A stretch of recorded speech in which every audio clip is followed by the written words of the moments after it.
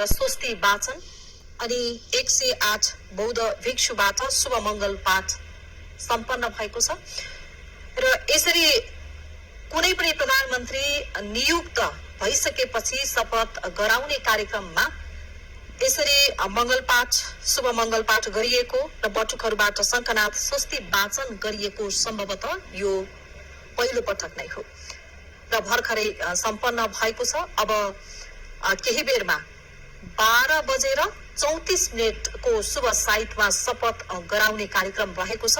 यति बेला 12:27 गएको छ।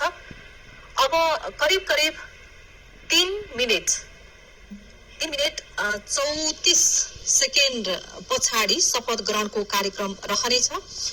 राष्ट्रिय स्वतन्त्र पार्टीका वरिष्ठ नेता बालेन्द्र शाह प्रधानमन्त्रीमा नियुक्त भइसकेपछि यति बेला राष्ट्रपति कार्यालय शीतल निवासमा पद तथा गोपनीयताको शपथ ग्रहणको समारोह आयोजना गरिएको छ।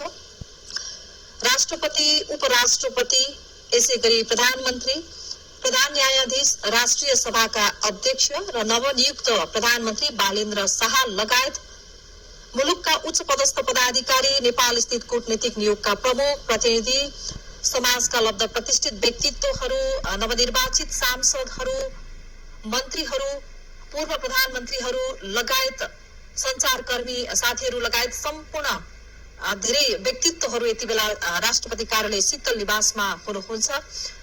अब केही बेरमा नै उहाँलाई पद तथा गोपनीयताको शपथ गराउने कार्यक्रम रहेको छ राष्ट्रपतिज्यूबाट बालेन्द्र शाहलाई।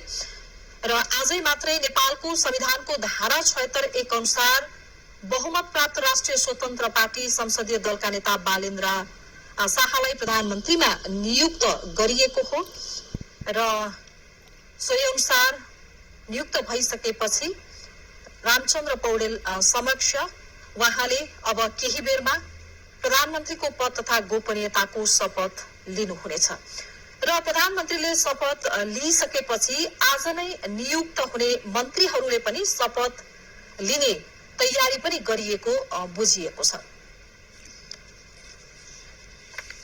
इन्जिनियरिङ पेशा र सांगीतिक क्षेत्रमा सक्रिय रहेकै बेला 2079 सालमा भएको स्थानीय तहको निर्वाचन